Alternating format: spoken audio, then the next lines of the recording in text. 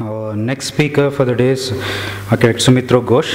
He is again talking 8th semester studio, which is the thesis topic. Okay.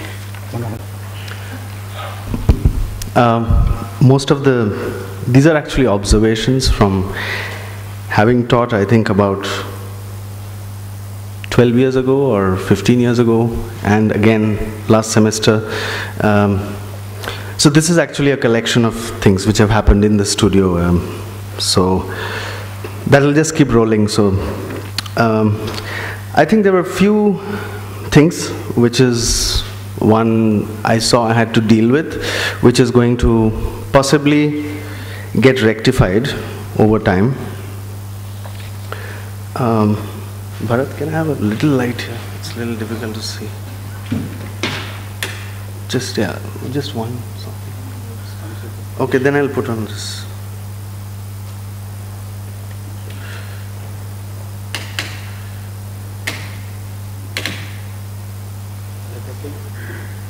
No, you can switch it off. Yeah, you can switch off everything. All off. Yeah, I think what I realized, number one, which was a very basic problem, is that during the first few semesters, there was some amount of things which were lacking, and some things which were perhaps some kind of baggage. On the lacking front, an understanding of structures, which has to do with teaching of structures. Services was lesser important. Structure was a very important thing which was missing. There was issue of skills for being able to draw what they were doing, or even to make a model. And I think Vatsala mentioned about people are able to draw in plan, but they actually don't know what it is beyond that, or even represent it. The bigger problem was actually that years of training of making iconic architecture. Especially that came to the real forefront when one was dealing with either an urban design project, or where the responsibilities were far larger and were not to make news. So, because there are projects which need it, and there are projects which actually it's detrimental to do that. So that was actually beyond their comprehension, and it was very difficult to deal with larger issues bigger than just the object itself with them. So it was a very difficult conversation and very difficult for them to come out. So I think the final year thesis, number one, I think the thinking about a project or thinking of a project, which has been largely, a lot of them say this is a real life project, so I have taken it. And they assume all the areas and things like that. For me, that does not hold good as a justification, because it's not really something which has a reason behind it, or may not have. So there is a problem in making that assumption and taking that as a program. So thinking of a project, I think, is one thing which is necessary, and it should be something perhaps what they like. So that's, again, it's a problem that it's seen as a convenience. It's seen as something which is not necessary, so you're not thinking about what you want to do, what you like, what you would like to explore, which place you would like to build in, what would you like to experiment with as technology in that particular area. So these questions are not raised. So when this happens, it's already on shaky ground, because they're just doing it because they have to clear this semester which has to be finished. Then the next step which I have seen is that when it comes to understanding a site, or what the program needs, or what the place needs, even if considerable time is spent on observation, roaming around the site, seeing the whole area, completely jotting down observations, making very interesting observations. Some, like right now I'm doing an urban design studio where some people have made paths for cattle, how they are floating around in Frasertown, what's happening to certain groups of people, how children are going to school from here to there. So there's whole kinds of lines of things which are all over the place. Now the observations are very interesting. So that means they have the capacity to like something and focus on something, but yet what happens is the second thing is the recording of it.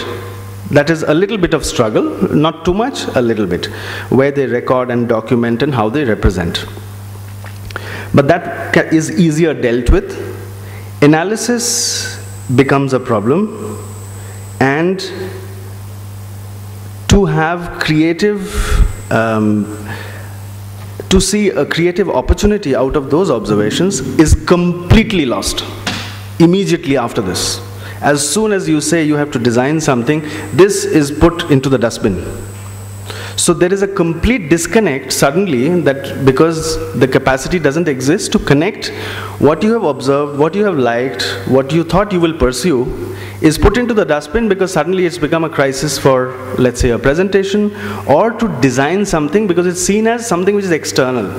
So the feeling part of it, which they were flowing with for so long, is junked. That's a very difficult stage, how to bring that back, because this creative opportunity is actually the critical and single thing which is special about their project, and they are throwing it out.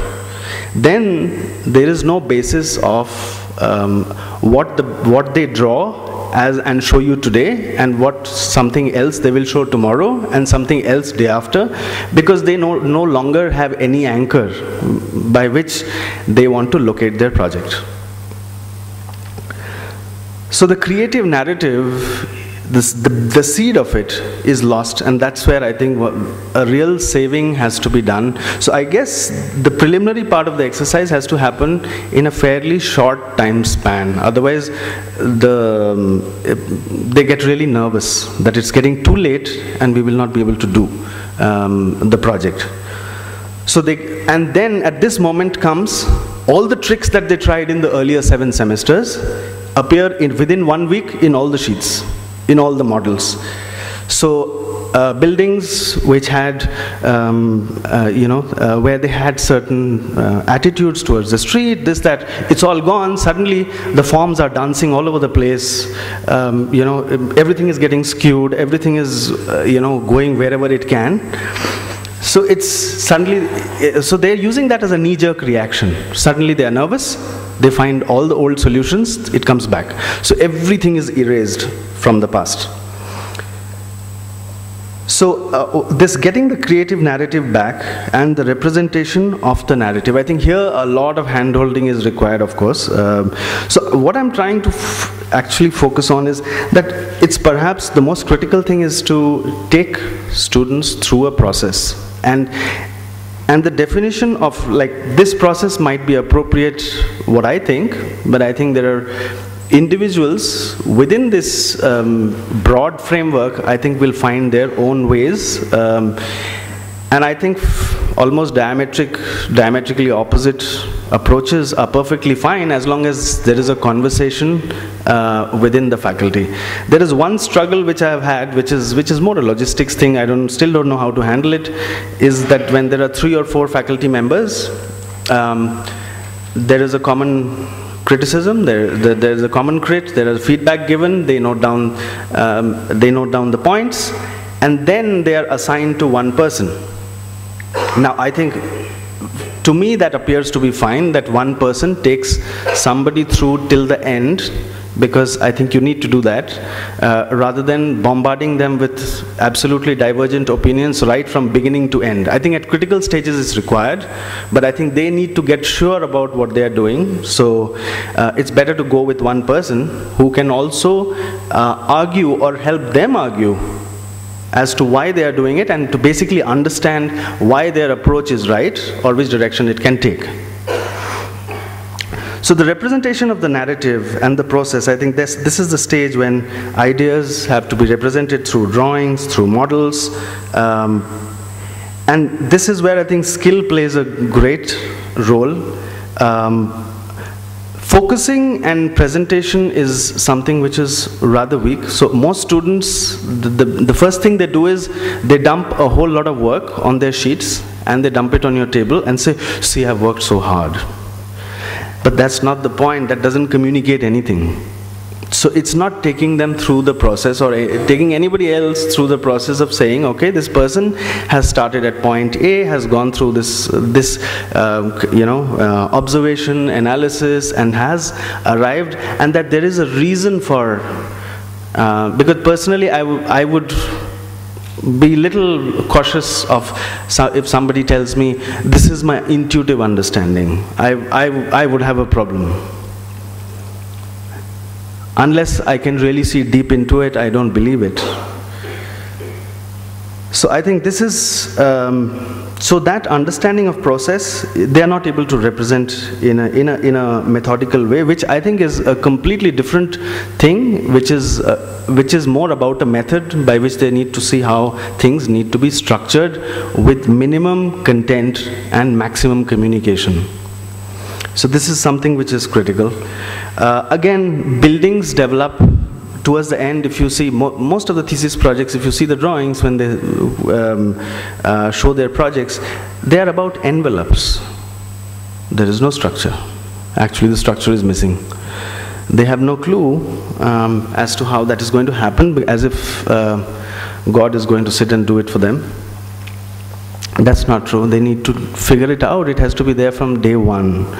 And this, I'm not even talking about the ideas of construction. I don't want to get into that, but I think those are, it's not really something which I want to cover. But yeah, those are serious concerns. Structures is the most serious because I think it's the most creative subject which is possible, and construction as well. Because I don't see them as technical subjects, because they're actually about doing things, and doing can be done in 100 different ways. So they're actually creative subjects. So I'll end with this, which is basically that I think the evaluation should be of the process and how well it is taken from point A to point to the end is what we can deal with in the studio. The smaller things about, at which stage reviews happen, now those things which are really my weakness, I can't handle all that. But as an idea, yeah, process is something what we should learn in school.